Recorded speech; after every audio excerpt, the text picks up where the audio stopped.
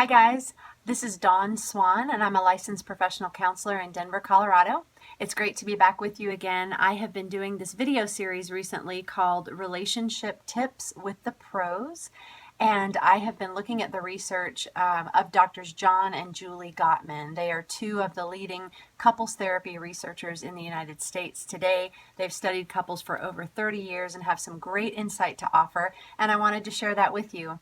So in this particular portion of the video series, we're going to be looking at the findings of their research related to healthy communication and unhealthy communication patterns in couples. So after compiling all of their data, the Gottmans noticed that the disasters, who are the couples who are not doing well at all in their relationships, had a few behaviors in common. They identified 4 distinct behaviors that came up over and over again when the disasters tried to communicate with each other. And they call these 4 behaviors the 4 Horsemen of the Apocalypse, because when you see these behaviors being repeated over and over without an intervention or without a change, you know that the end is drawing near for that relationship. Disaster is coming. And so in this particular series, the next 4 weeks or so, we're going to be talking about the 4 Horsemen of the Apocalypse. The first one, which is the focus of today's video, is criticism. Criticism was a #1 top behavior over and over that the disasters used when they were trying to resolve conflict. Now, criticism is a really familiar word to most of us, and I dare say that all of us have at some point in our life been both the giver of criticism to others and have also been the recipient of criticism from someone else. Now, what is criticism? So basically, criticism is when somebody is talking about a problem and they're bringing up an issue, bringing up a complaint, but the way that they do it basically implies that the source of the problem or the root of the problem is a flaw or a defect in the other person. I like to think of it this way, that when you're receiving criticism, you feel like you have a finger pointed in your face. Whether or not that's literally happening, it feels as if the person speaking to you about the problem is blaming and saying that you are the reason for the problem. That's how criticism feels. And again, I know we've all done it and we've all been on the receiving end of it. It's a very common thing. But if left unchecked in a relationship, it really wreaks havoc. So let's just have a quick example just for the case of our discussion and the rest of the video that we can refer back to. Let's just say that there's a couple. It's a weekend and they both work full-time jobs. They're both kind of tired and want to relax on the weekend, but at the present time, this couple is refinishing their back patio. So they have a project going on and that needs to be taken care of on the weekend. So it's a Saturday morning, and let's just say that the wife wakes up early, a little earlier than everyone else. And so she gets her coffee and then heads straight out to the backyard and starts working on the patio. So she's been out there working for about an hour or so and comes back in to check and see if everyone else is up and moving.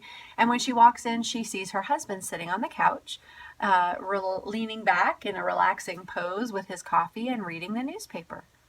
Well, all of a sudden, she just feels something switch inside of her and immediately is so angry.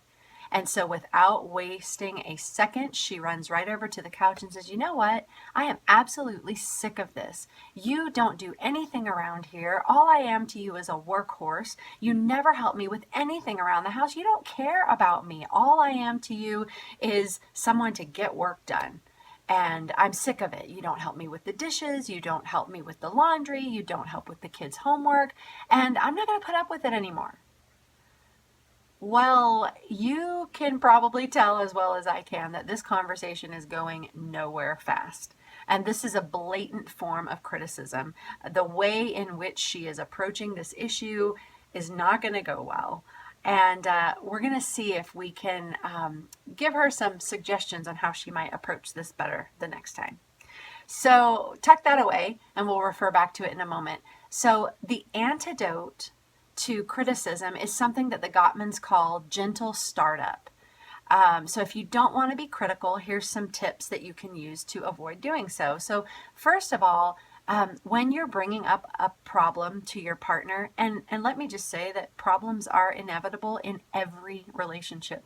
There are no conflict-free partnerships. So if you're thinking that you just need to find the right person, and once you find that person, you won't have to deal with conflict, I hate to burst your bubble, but I really don't think it's going to happen. So, the best we can hope to do is learn skills to resolve conflict in a healthy way. And the Gottmans have confirmed this with their research. The masters, the couples who are thriving, it's not that they don't have conflict, they just have excellent tools and skills to help them resolve conflict without resorting to the four horsemen. So, gentle startup is the antidote to criticism, and it has a few components to it. First of all, the timing of when you bring up a problem for discussion is probably one of the key factors in whether or not you're going to get to a resolution. So we often, what happens with a lot of couples is we have issues, we have concerns, and we don't want to bring it to the table because a lot of us don't like conflict, or we're afraid of the reaction of our partner. So we don't bring it up. We sit on it, we stew over it. And then one day we find ourselves triggered. We find ourselves angry about something. And you know what? Since I'm angry, I'm just going to bring it all out right now because I'm already mad. Well, that's probably the worst possible time that you could bring up an issue. First of all, because you're not in a good frame of mind to talk about it. You're already emotionally overloaded and flooded. You're not going to be mindful about how you choose your words, and you're setting yourself up for failure. So again, the timing, it's really important that before you bring up a problem, to avoid criticism, that you are in an emotionally calm space so that you can carefully choose your words and keep yourself under control. So the second piece in gentle startup is to be very careful that when you bring up a problem, that you only talk about one problem at a time. In the example that I just mentioned, when the woman walked inside and she was angry because she saw her husband sitting on the couch when she felt he should have been working, she used that as the perfect opportunity to talk about all kinds of things, about him not helping out around the house with chores and not helping with the kids. That's what we call having a kitchen sink conversation. It's like, while we're at it, I'm mad about this, and I'm mad about this, and I'm mad about this, this, and this. So I'm just going to throw it all out there, everything but the kitchen sink. And that is a recipe for disaster. So if you're going to use gentle startup, you really need to focus on one issue at a time. The next point in using gentle startup is that you need to be able to talk about observable behavior and avoid talking about your partner's intention or motives. So in our example, when the woman walked in, she said things like, "You don't care about me. I'm nothing but a workhorse to you." Well, both of those statements, she's assuming that she knows what her partner thinks and feels about her. And the truth is that we don't know our partner's hearts. That's their internal world. They are the only ones that hold the knowledge about why they do what they do. Okay, we may think we know, but often we're very mistaken. So in using gentle startup, what we try to do is avoid talking about a problem in a way that assumes that we know our partner's intention or motive. And instead, what we focus on is observable behavior that you can observe with your five senses. So what do I see right now that's upsetting me? What did I hear that's upsetting me? What words were said? So for our example, when the wife brought up the issue to her partner, she might have said something like, after she had had some time to cool down, she might have said, "Honey, when I came in earlier today and I saw you sitting on the couch relaxing and enjoying your coffee, I started to feel upset because I didn't understand why you were inside and I was outside working. I expected we were going to be working together this morning." Much better way to phrase it so that it doesn't come across as a criticism or a defect, and she's not judging his motive or intention. She's talking about what she saw and her own expectations that led to her feeling upset. And the last piece that is really helpful when you're using gentle startup, talking about observable behavior, and then talking about your own feelings that got stirred up whenever this problem arose, or whatever issue you're bringing to the table. What are your own personal feelings about it? Now, here's one of the big traps that we fall into, right? A lot of adults are not what some people call emotionally literate, meaning that for many of us, we weren't taught to really observe our own feelings. We weren't taught all the varied layers of emotions that are present. A lot of adults, if you ask them to talk about feelings, you might get three. And usually they're more of kind of the upset, irritated, angry. Some people may talk about sadness or feeling nervous or anxious, but there are so many other layers of feelings that we experience as human beings, but we're not well versed and we're not really knowledgeable about our own feelings. So before you bring a problem to the table, be sure that you have taken ample time to ask yourself, when I got upset the other day, what was I feeling underneath that initial response of anger or irritation or frustration? Those are usually like the first layers of feeling that we notice, those strong, powerful feelings. And we're not as afraid to talk about those because they don't feel as vulnerable.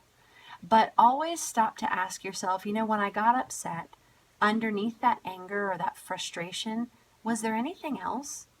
Was there a sense of feeling lonely or misunderstood? At times we feel embarrassed or even afraid that we're going to lose connection with our partner. And those softer, more vulnerable emotions are often really difficult for us to share because they are just that, they're vulnerable.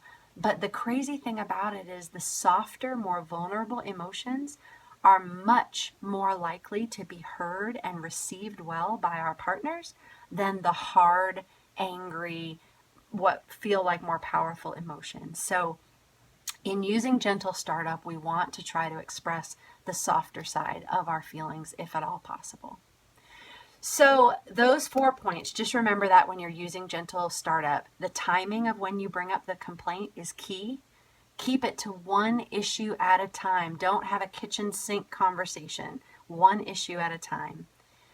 Talk only about observable behavior that you can see or experience with your senses when you're bringing up the problem.